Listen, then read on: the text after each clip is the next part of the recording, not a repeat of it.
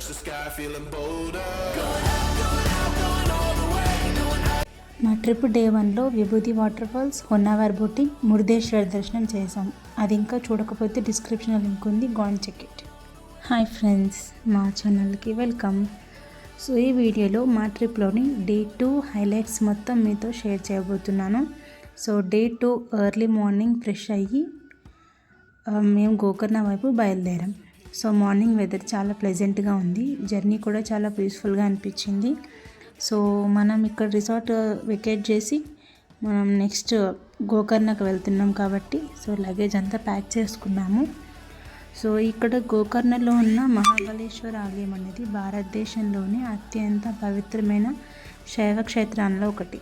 ఇది ఆత్మలింగం ఉన్న ఆలయంగా చాలా ప్రసిద్ధి చెందింది. ఈ ఆలయానికి రావడం అంటే కేవలం దర్శనం మాత్రమే కాదు, ఒక ప్రత్యేకమైన అనుభూతిని ఇస్తుంది. సో ఆలయంలోకి అడుగు పెట్టగానే చాలా కామ్ అండ్ పాజిటివ్ వైబ్ అనేది వస్తుంది. క్రౌడ్ ఉన్నా కూడా మనసుకి చాలా ప్రశాంతతగా ఉంటుంది. సో దర్శనం చేసుకున్నాక మనకి ఇన్నర్ సాటిస్ఫాక్షన్ ఫీలింగ్ అయితే కలుగుతుంది. ఈ ఆలయం ప్రత్యేకత ఏంటంటే బీచ్కి చాలా దగ్గరగా ఉంటుంది ఇది. సో మా ట్రిప్లో ఈ మహాబలేశ్వర స్వామి దర్శనం చాలా స్పెషల్ మూమెంట్. ట్రిప్కి ఒక స్పిరిచువల్ స్టార్ట్ లాగా అనిపించింది మాకు.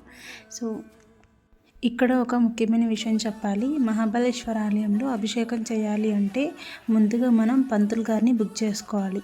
అదే ప్రాంగణంలోనే పంతులు గారిని అరేంజ్ చేసిన తర్వాత ఆలయ అధికారులు అభిషేకం టికెట్ ఇస్తారు మనకి. అంతేగాని డైరెక్ట్గా కౌంటర్ దగ్గరికి వెళ్ళి టికెట్ తీసుకునే అవకాశం లేదు. ముందుగా పంతులు గారిని సంప్రదించాలి, తర్వాత అవైలబిలిటీ చూసుకుని మనం టికెట్ అనేది బుక్ చేసుకోవాలి. లేదంటే దర్శనానికి మనకి ఎటు కాదన్నా 1 గంట సేపు టైం పడుతుంది.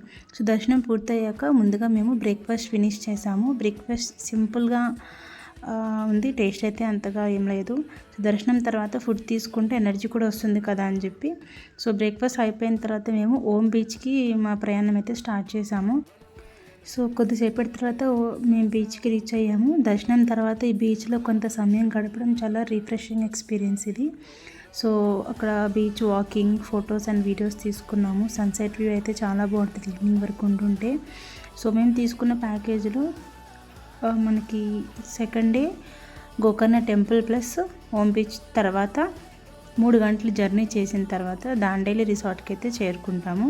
మేము తీసుకున్న ప్యాకేజీలో చాలా వాటర్ యాక్టివిటీస్ అయితే ఇంక్లూడ్ అయ్యి ఉన్నాయి. సో రోడ్ జర్నీ అంతా కూడా గ్రీనరీ, ఫారెస్ట్ వ్యూస్తో ఉంటుంది. సో మేము అక్కడికి వెళ్ళిపోయిన తర్వాత చెక్ ఇన్ చేసిన వెంటనే ఫస్ట్ స్విమ్మింగ్ పూల్కి వెళ్ళిపోయాము. వాటర్లో ఫన్, ఫొటోస్, రిలాక్సేషన్. ట్రిప్లో ఇది ఒక హైలైట్ మూమెంట్ మాకు. పూల్ తర్వాత rain dance, music, water, full energy. అసలు ఎంజాయ్మెంట్ పీక్లో వెళ్ళింది. సో తర్వాత ఈవినింగ్ అయ్యేసరికి నైట్ డిన్నర్ అరేంజ్ చేశారు. ఫుడ్ టేస్ట్ చాలా బాగుంది. లాంగ్ ట్రావెల్ తర్వాత హాట్ ఫుడ్ అంటే చాలా సాటిస్ఫైయింగ్ అనిపించింది. డిన్నర్ తర్వాత క్యాంప్ ఫైర్, కూల్ వెదర్లో ఫైర్ దగ్గర కూర్చొని కొంచెం సేపు అలా ముచ్చట్లు పెట్టుకున్నాము. ఈరోజు స్పెషల్ ఏంటంటే రివర్ సైడ్ టెంట్ స్టే అనేది. డిన్నర్ అండ్ క్యాంప్ ఫైర్ తర్వాత మేము మా నైట్ స్టేకి వెళ్ళిపోయాము. సో మా గ్యాంగ్లో ఒక చిన్న అబ్బాయిది బర్త్డే ఉంటే చిన్న సెలబ్రేషన్ చేశాము. సో ఇవే మా డే 2 మెమరీస్ అండి. నెక్స్ట్ వీడియోలో డే 3 అడ్వెంచర్ యాక్టివిటీస్తో కలుద్దాం. లోపు సబ్స్క్రైబ్ చేసుకోండి, నెక్స్ట్ వీడియో మిస్ అవ్వరు.